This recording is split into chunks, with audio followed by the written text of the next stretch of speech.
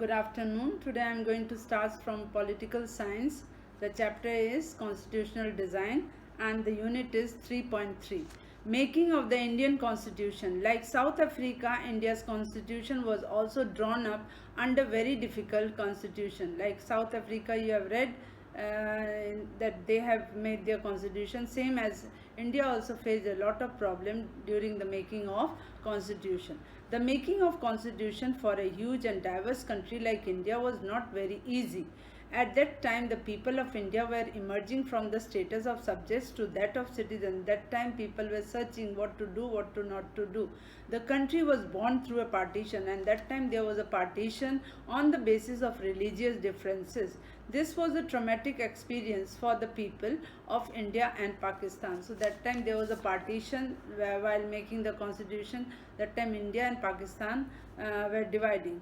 At least 10 lakh people were killed on both the sides of the border in partition related violence. So that time there was a violence and there was a partition between India and Pakistan. There was another problem. The British had left it to rulers of princely states to decide whether they want to merge with India or with Pakistan or remain in. So that time Britishers were ruling, and Britishers, they asked the princely states, those main states which Britishers had captured, that whether the India had to be merged with Pakistan or remain independent. The merger of these princely states where the Britishers were there was difficult to uncertain task. When the constitution was being written, the future of the country did not look as secure as it does today. That time constitution was not in safety, it was not secure for that country. The makers of the constitution had anxieties about the present and the future of the country. Now the next is the path of constitution, the way of constitution. Despite all these difficulties, there was one big advantage of the makers of the Indian constitution. There was a good advantage while making the Indian constitution. Unlike South Africa, they did not have to create a consciousness about what a democratic India should look like. Much of the consciousness had evolved during the freedom struggle. Our national movement was not merely a struggle against the foreign rule. It was also a struggle to rejuvenate our country and to transform our societies and politics. There were sharp differences of the opinion within the freedom struggle about the path of India should take after independence. Now, such differences exist even today. Yet, some basic ideas had come to be accepted by almost everyone. So there were many differences, so it was difficult to unite the country in that way. As far back as in 1928, Motilal Nehru and 8 other Congress leaders drafted a constitution for India. So that was the year 1928. Motilal Nehru and 8 other Congress leaders, they have drafted the constitution for India. In 1931, the resolution at the Karachi session of the Indian National Congress dwelt on how independent India's constitution should look like. So this was the main thing when they were drafting at Karachi session during 1931. They were seeing whether the Indian constitution, how it looked like. Both these documents were committed to the inculcation of the universal adult franchise. Both were following the universal adult franchise, where universal adult franchise at the age of 18 or above can give the vote. Right to freedom and equality, and to protecting the rights of the minorities in the constitution of independent India. Thus, some basic values were accepted by all the leaders much before the Constituent Assembly met to deliberate on the Constitution. Now, what is the Constituent Assembly? It is an assembly of the people representative that writes all the constitution for a country. You have to note down Constituent Assembly. It is an assembly where people's representatives that writes a constitution for a country. The familiarity with political institution of colonial rule also helped develop an agreement over the institutional design. The British rule had given voting rights only to few. They have not, when their government was there, Britishers, they have not given every person to give the vote. On that basis, the British had introduced very weak legislature. They have made a very weak legislature. Elections were held in 1937 to the provincial legislatures and ministries all over the British India. These were not fully democratic governments, but the experience gained by the Indians in the working of the legislative institution proved to be very useful for the country in setting up its own institution and working in them. That is why the Indian Constitution adopted many institutional details and procedures from colonial laws like the Government of India Act 1935. So during the framing of the Constitution, leaders have taken many things from the British government, like the government.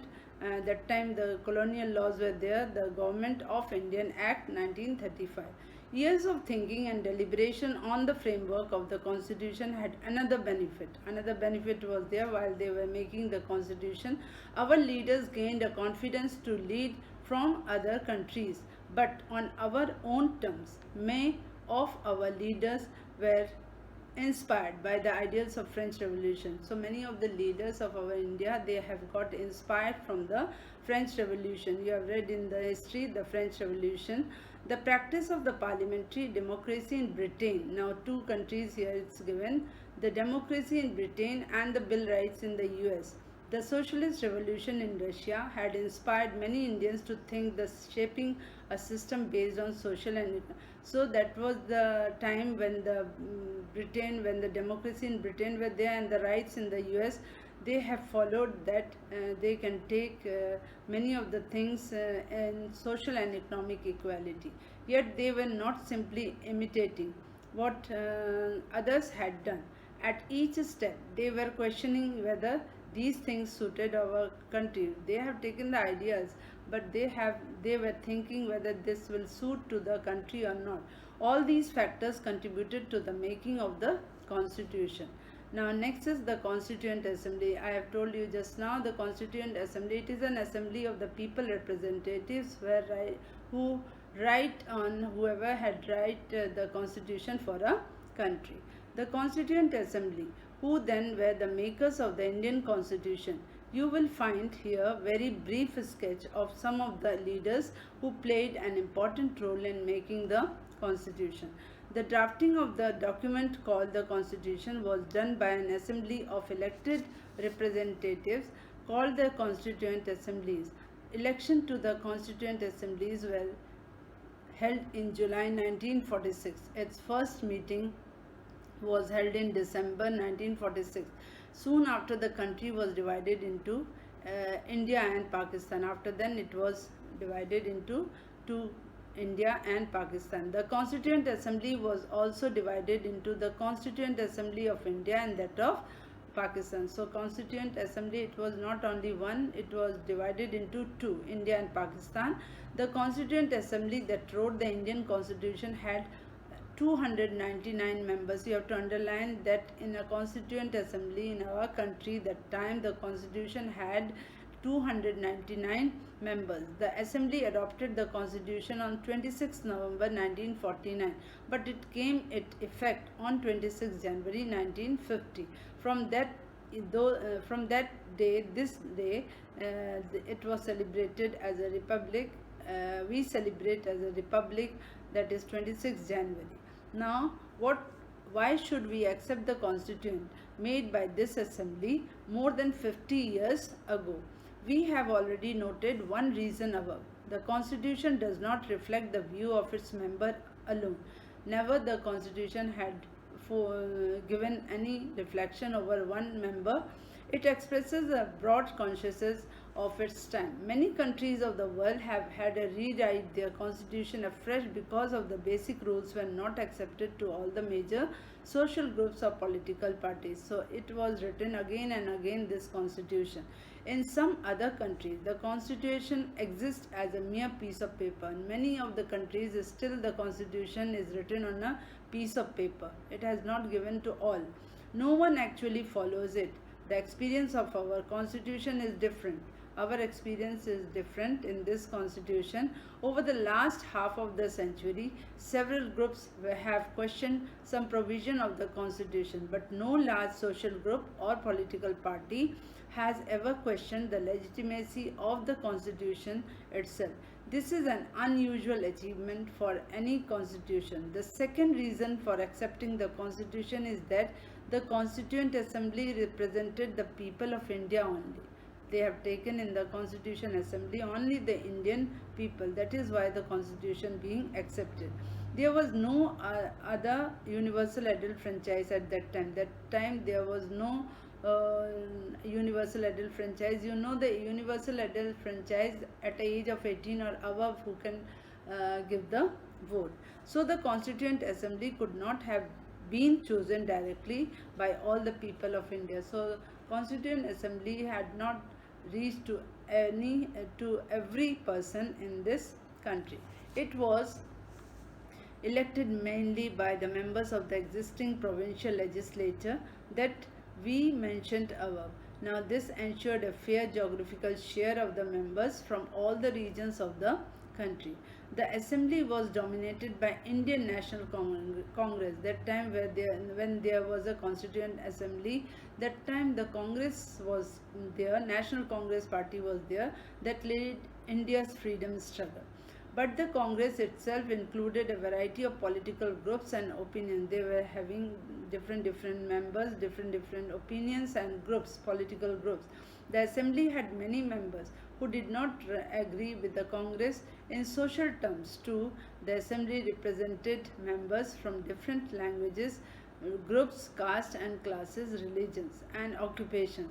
Even if the Constituent Assembly was elected by universal adult franchise, its composition would not have been very different. Finally, the manner in which the Constituent Assembly worked gives sensitivity to the Constitution. The Constituent Assembly worked in a systematic, open and conscientious manner. It had worked in a mannerful way. First, some basic principles were decided and agreed upon. Some basic principles were there which have been agreed. Then in drafting committee, the chair chaired by Dr. B.R. Ambedkar prepared a draft constitution for discussion. So he had made the drafting to discuss about this.